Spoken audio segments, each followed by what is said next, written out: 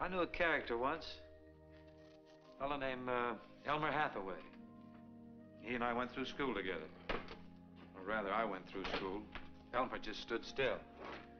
I think he was 3 years in the 8th grade. He's quite a boy. The teacher often wondered how he found his way to the schoolhouse. Sometimes he didn't. Kids used to make fun of him. He was sort of a dreamer. Sometimes he'd even forget what day it was, and he'd come to school on Saturday. I asked him who Plato was one day, and he said, Plato who? But he was good with his hands. He built a boat, a sailboat.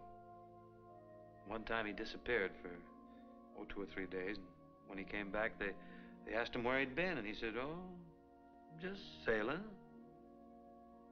Well, he got to be about a foot taller than anybody else in the class, and they felt sorry for him, so they decided to pass him.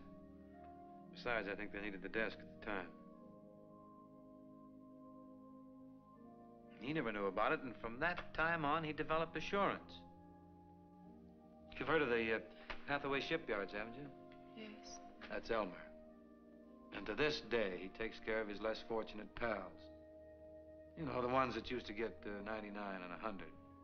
If any of them are broke or out of a job, they can always work for Hathaway. He's a good man. By the way, just what is passing, anyhow? 75, you know. Yes, I know that, but who started it? Our school is based on it. Every school is. If we don't have standards. Yeah? But certainly you're not serious. I am.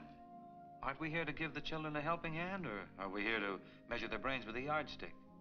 Why do they have to have 75 to pass? You would put the standard at 65, Father? Why not? Then why not at 55? Why any grades at all? Why don't we close the school and let them run wild? Maybe.